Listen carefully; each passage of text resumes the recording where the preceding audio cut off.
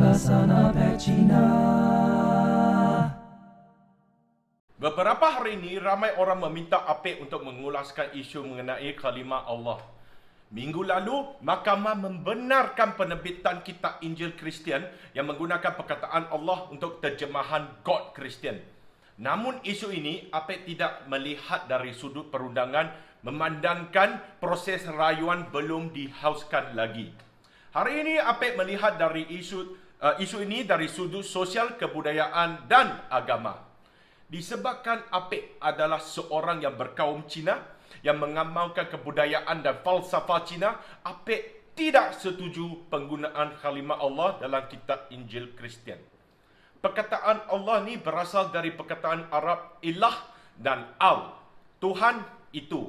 Al-ilah maksudnya Tuhan yang satu-satunya. Kemudian disingkatkan sebagai Allah oleh penganut agama Islam di tanah Arab. Perkataan ini digunakan di tanah Melayu pada kurun ke-15 Masehi apabila Kesultanan Melayu Melaka mengamalkan agama Islam sampailah sekarang. Terjemahan Alkitab Kristian yang menyeluruh adalah lebih kurang 2 abad selepas penggunaan Allah oleh Muslim di tanah ini. Namun penggunaannya mungkin lebih awal, masa itu tak ramai penganut agama Kristian di tanah Melayu, maupun Sabah dan Sarawak. Allah telah menjadikan sebuah perkataan suci dalam bahasa Arab dan bahasa Melayu yang ada makna yang khusus, iaitu satu-satunya Tuhan yang Maha Kuasa dan Maha Esa dalam agama Islam. Kalau digunakan pada zaman moden ini di dalam kitab agama lain, ianya akan mengelirukan. Kita boleh cakap God ke, Jehovah ke, Yahweh ke, Elohim. Banyak lagi nama untuk Tuhan dalam Kristian. Tapi agama Kristian mempunyai penjelasan Tuhan yang jauh berbeza dengan Islam.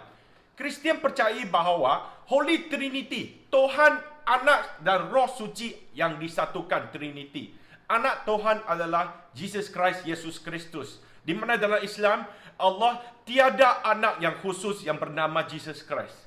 Cuba andaikan, kalau seorang murid dia pergi perpustakaan ataupun Google dalam bahasa Melayu. Hari ini beliau mendapati Allah adalah satu-satunya Tuhan Maha Esa, Maha Kuasa. Esok Allah pula ada penjelasan dengan anak yang bernama Yesus Kristus. Lusa, ini kan keliru kan? Perkataan boleh saja berubah. Dulu kita panggil kupang di Kedah, sekarang tukar jadi 10 sen. Dulu kita panggil terawih, hari ini kita panggil sejarah. Tukar macam itu. Pendapat saya ni, kita harus mengubah perkataan Allah dalam Bible Kristian ni kepada perkataan lain. Saya cadangkan Jehovah ke atau The God. Contohnya, dalam Old Testament, hari pertama, Jehovah menitahkan, biarlah ada cahaya, maka ada cahaya, ataupun The God. Apa susahnya? Semua pastor Kristian yang berbahasa Melayu, mulai hari ini, apabila memberi kuliah di gereja, bagi tahulah, tukarkan perkataan Allah kepada Jehovah. Dalam 1 tahun, mungkin dalam 3 bulan, semua dah beres.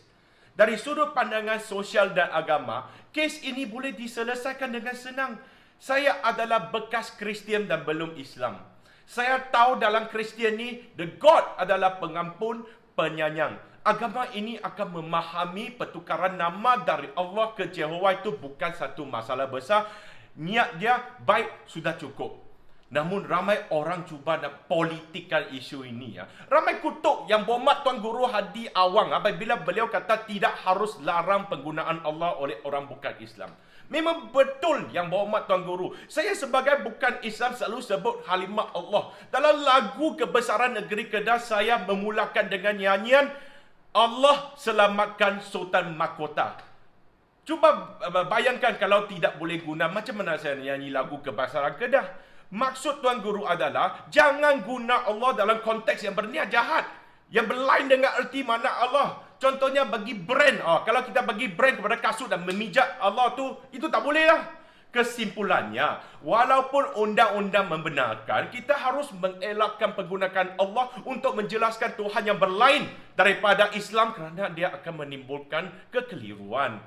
Kenapa Apek berpendapat sebegini sebagai Cina? Satu falsafah Cina yang diutarakan oleh Confucius dalam buku berjudul Zhongyong, Kesederhanaan.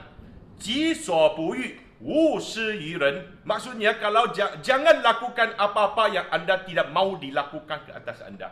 Saya sebagai seorang penganut agama Buddha sekarang, tentunya tak mau orang yang beragama lain menggunakan perkataan Buddha dalam agama mereka sewenang-wenangnya.